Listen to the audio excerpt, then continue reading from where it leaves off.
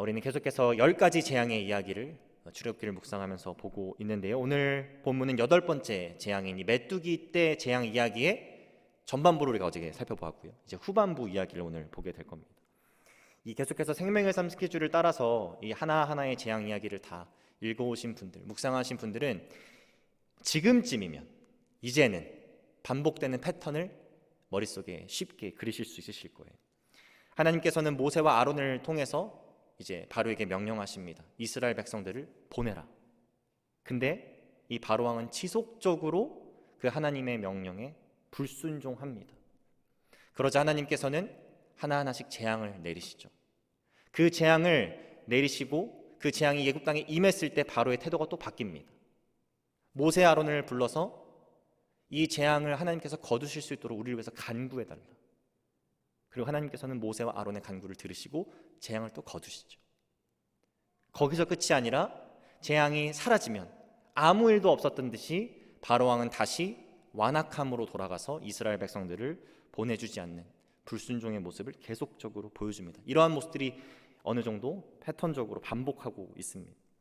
그래서 우리가 이 10가지 재앙 이야기들을 하나씩 살펴보면 처음에는 안 그런데 어느 순간부터 반복적이구나, 계속 리핏되는구나 하면서 이 디테일들을 놓칠 때가 있어요. 사실 이 하나하나 재앙의 이야기들 속에는 하나님께서 우리에게 허락하시는 분명한 교훈의 메시지들이 들어있거든요. 오늘 우리가 보게 될 이 8번째 재앙 이야기의 후반부, 이 메뚜기 떼 재앙의 이야기에서 오늘 저는 우리 성도님들과 함께 이 바로 왕의 모습을 조금 더 집중해서 조명하면서 하나님께서 정말로 기뻐 받으시는 참된 진짜 회개가 무엇이고 하나님께서 기뻐 받으시지 않는 아무런 능력도 없고 힘도 없는 가짜 회개가 무엇인지를 보면서 함께 은혜를 나누기를 원합니다. 오늘 본문의 내용은 사실 우리 성도님께서 이미 잘 알고 계신 내용이죠. 근데 저는 오늘 말씀을 묵상하면서 제 눈에 굉장히 뜨인 구절이 두 구절이 있는데 그 구절이 바로 16절과 17절입니다. 16절을 보시면 이 바로가 하나님 앞에 죄를 지었다라는 것을 인정하고 자백하는 모습이 등장을 해요. 그리고 17절을 보시면 그런 바로가, 그 완악하고 그 마음이 강했던 바로가 용서를 구하는 모습까지 등장을 하게 됩니다. 사실 이 바로가 자신의 죄를 자백하고 인정한 적이 처음은 아니죠. 바로 이전의 우박재앙을 보게 되면, 그 이야기를 보게 되면 9장 27절에 바로가 사람을 보내어 모세와 아론을 불러 그들에게 이르되 이번은 내가 범죄하였노라. 여호와는 의로우시고 나와 나의 백성은 악하도다 라고 고백하는 장면이 등장합니다. 이것만 보면 이렇게 완강하던, 이렇게 완악하던 바로가 드디어 정신을 차리고 하나님께서 기뻐 받으실 만한 회개를 올려드리는구나 싶더니 조금만 지나면 9장 30절에요 모세가 그 바로가 말했던 그 죄를 자백하는 모습, 또 회개를 올려드리는 모습이 거짓임을 너무나도 분명하게 얘기해주고 있어요. 그러나 바로 왕 당신 그리고 당신의 신하들이 여호와 하나님을 아직도 두려워하지 아니할 줄을 내가 아나이다.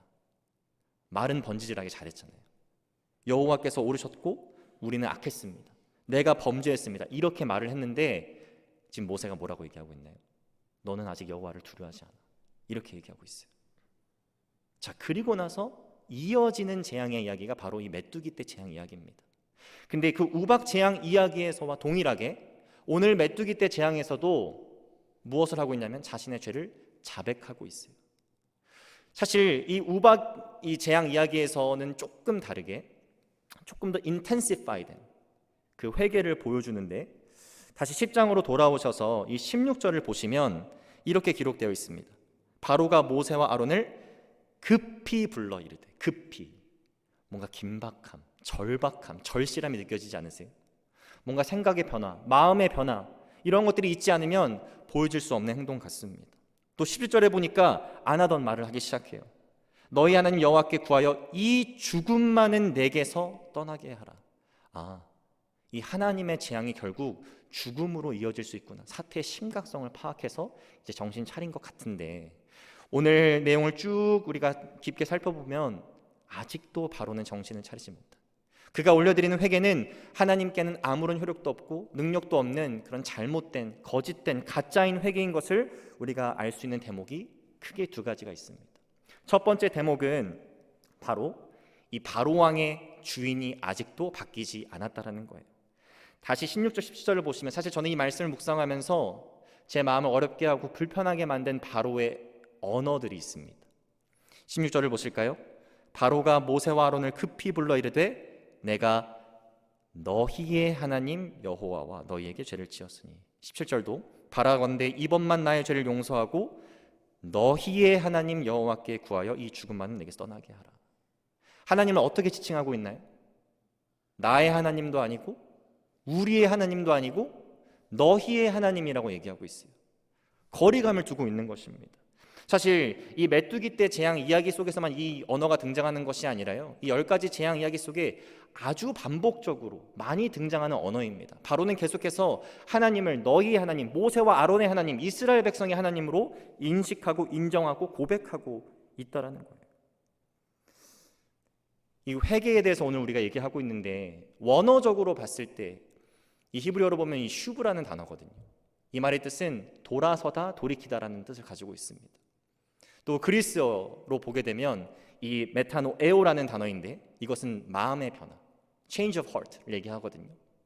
사실 이 회개는 내가 주인된 자리에서 하나님이 주인된 삶으로 돌이키고 돌아서는 것을 가리킵니다. 그리고 내가 주인이라고 믿던 나의 그 마음과 영이 하나님이 주인이라고 믿는 마음으로, 영으로 바뀌게 되는 것을 의미하죠.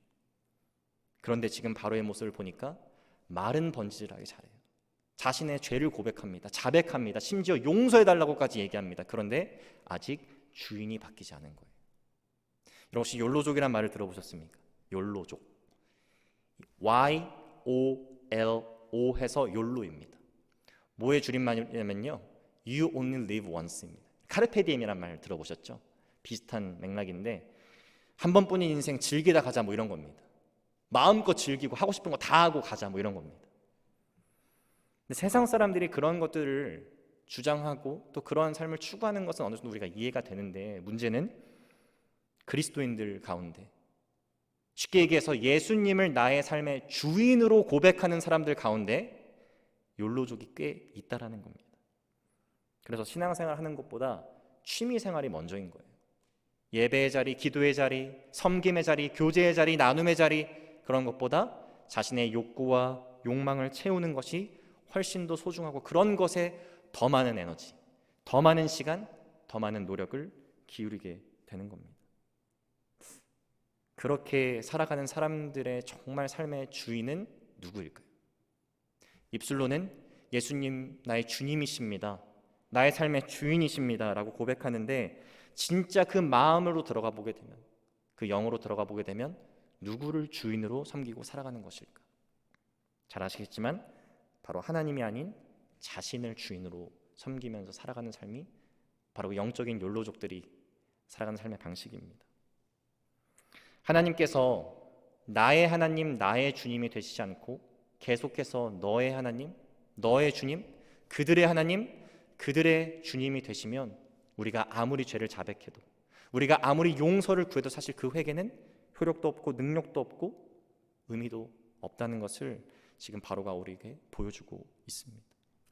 그래서 오늘 이 말씀을 묵상하는 가운데 아직도 하나님을 삶의 참된 주인으로 인정하지 않고 그 하나님께 항복하지 않고 순복하지 않은 분들이 계시다면, 이 세상의 것들이 하나님에 비해서 얼마나 보잘것없고 의미 없고 가치 없고 그런 것들인지를 깨닫고 그 하나님을 주인으로 인정하시는 그런 은혜가 있으시기를 축복합니다. 그리고 그 하나님께만 순종하기로 다짐하시는 은혜가 우리 성도님들께 가득하시기를 또한 축복드립니다.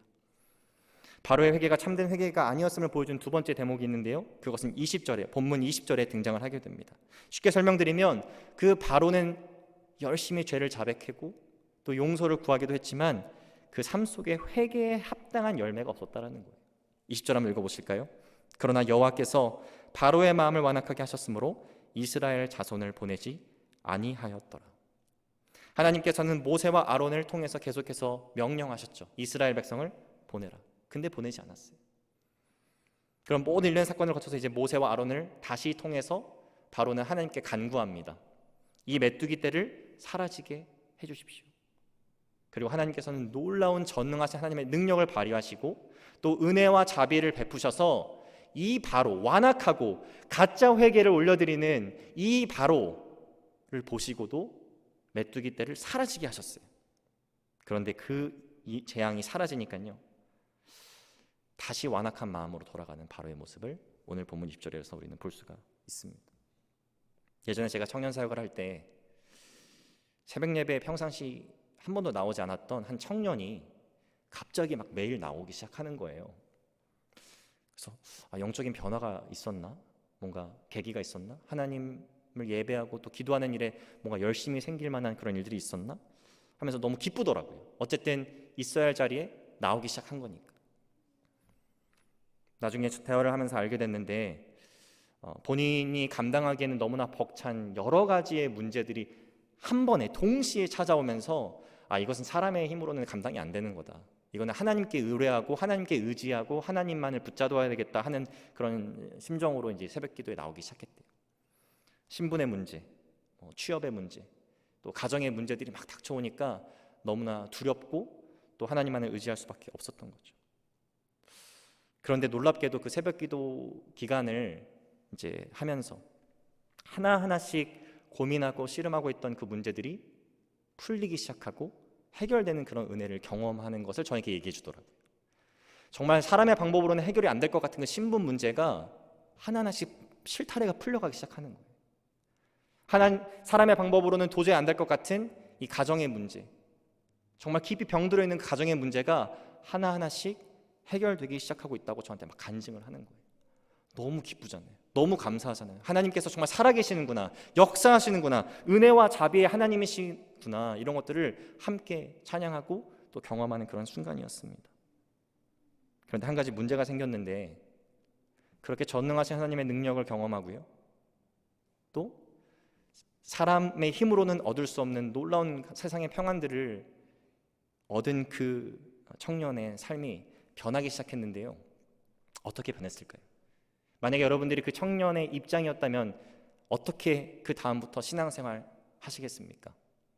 하나님의 전능하신 능력을 경험하셨고요, 하나님의 크신 은혜와 자비와 사랑을 몸소 체험했어요. 그럼 그 신앙생활은 앞으로 어떻게 나아가야 될까요? 더 엎드리고 더 의지하고 더 신뢰하고 더 사모하는 신앙생활로 나아가야 되잖아요. 근데 그 세상의 평안을 한번 맛보니까요, 그 세상의 평안을 더 누리고 싶은 그 욕심이 자리 잡기 시작하더라고요. 그래서 그렇게 절박하게, 그렇게 매달리던 그 청년이 조금씩 하나님과 멀어지는 안타까운 모습을 제가 옆에서 본 적이 있습니다. 우리가 아무리 자백하고 엎드리고 울부짖고 매달려도요, 그 삶의 열매로 그것이 이어지지 않는다면 결국 하나님께서 기뻐하시지 않는 겁니다. 반쪽짜리 신앙이라는 것이죠.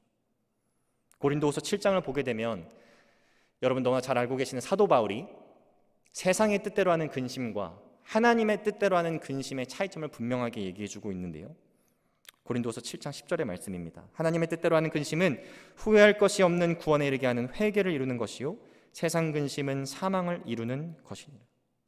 하나님의 뜻대로 하는 근심은 후회할 것이 없는 구원에 이르게 하는 회개를 이루는 것이고, 세상 근심은 사망을 이루는 것이다. 우리가 세상을 살아가면서 연약하고 부족하고 완전하지 못한 인간이기 때문에 누구나 죄를 짓고 잘못을 범하며 살아갑니다. 그리고 그러한 것들은 우리를 하여금 근심하게 만들죠. 고린도 교회에서도 그런 수많은 죄의 문제들, 여러 가지의 문제들이 있었고, 바울이 그들을 책망하는 가운데 이런 근심이 생기게 된 거예요. 근데 어떤 이들은 세상의 뜻대로 하는 근심, 어떤 이들은 하나님의 뜻대로 하는 근심, 구원에 이르게 하는 회개까지 나아갔다라고 지금 바울이 얘기하고 있습니다. 그런데 이 하나님의 뜻대로 하는 근심, 즉 구원에 이르게 하는 회개로 나아가게 하는 그 근심이 단순히 생각, 말뿐이 아니라는 것을 그 다음 절인 11절이 너무나도 분명하게 보여주고 있어요. 자, 11절 한번 보실까요? 보라, 하나님의 뜻대로 하게 된 이 근심이, 즉 구원에 이르게 하는 이 회개의 모습이 어떻냐면, 얼마나 간절하게 하며 변증하게 하며 분하게 하며 두렵게 하며 사모하게 하며 열심히 있게 하며 벌하게 하였는가. 말뿐이 아닙니다. 생각뿐이 아닙니다. 그 삶의 분명한 삶의 열매, 회개에 합당한 열매가 맺어지기 시작한다는 것이죠. 바로의 회개가 아무런 능력도 없고 힘도 없었고 효력도 없었던 이유는 그의 회개는 말뿐이었기 때문이에요. 흉내만 낸 겁니다. 회개에 합당한 열매가 없었기 때문입니다. 오늘 우리가 짧게 이 출애굽기 10장의 말씀을 살펴보았는데요, 오늘 바로의 모습을 좀 조명하면서 하나님께서 기뻐 받으시지 않는 가짜 거짓 회개의 모습이 무엇인지 우리가 함께 살펴보았습니다. 첫 번째는요, 하나님을 나의 주인으로, 나의 하나님으로 인정하지 않은 채 죄를 고백하고 용서를 구하는 것, 아무런 의미 없고 하나님께서 받지도 않으시는 그런 거짓된 회개라는 것이죠. 두 번째는 그 회개에 합당한 열매가 없는 삶. 말로는 하나님께 내가 잘못했습니다, 나를 용서해 주십시오 하지만 그것이 정말 거기서만 그치는 아무런 열매도 없는 그런 회개는 하나님께서 받지 않으시는 거짓된 회개라는 것을 우리가 오늘 깨닫게 되었습니다. 오늘 이 아침에 우리 성도님들께서 각자 기도하시는 가운데 이왕 기도하시고 이왕 회개하실 거 하나님께서 받으실 만한 진짜 회개를 올려드리는 게 좋잖아요. 나의 시간을 들여서 나의 정성을 들여서 하나님을 만나러 이 자리에 왔는데 하나님께서 받지 않으시는 그런 가짜 거짓된 회개를 올려드리면 얼마나 그것이 시간 낭비이고 가치 없고 의미 없는 일이겠습니까? 오늘 말씀을 묵상하시는 가운데 또 예배 참여하시는 가운데 아직도 나의 삶의 전적인 주인을 하나님으로 인정하지 않은 채 영적인 욜로족으로 살아가시는 분들이 계시다면 이제 그 세상의 것들을 다 내려놓으시고 하나님만 전적으로 의지하시고 그 주인의 뜻에 따라서 순종하며 살아가시는 우리 성도님들 되시기를 축복합니다. 또한 그렇게 회개하시는 가운데 하나님, 내가 이제 회개에 합당한 열매를 맺으며 살아가겠습니다, 그렇게 할 수 있는 나에게 힘을 주시고 능력을 나에게 더하여 주옵소서. 그렇게 간구하시는 가운데 놀라운 하나님의 은혜를 경험하시는 우리 성도님들 되시기를 축복합니다. 기도하겠습니다. 사랑의 하나님, 감사합니다. 오늘 말씀을 통하여서 하나님께서 기뻐 받으시지 않는 거짓되고 가짜의 모습의 회개가 무엇인지를 깨닫게 하시니 감사합니다.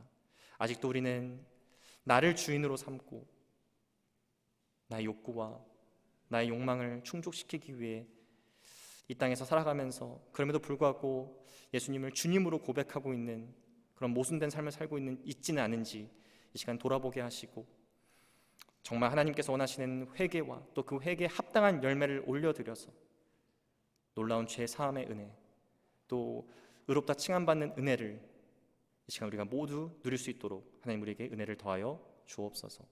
감사드리며 예수 그리스도의 이름으로 기도합니다.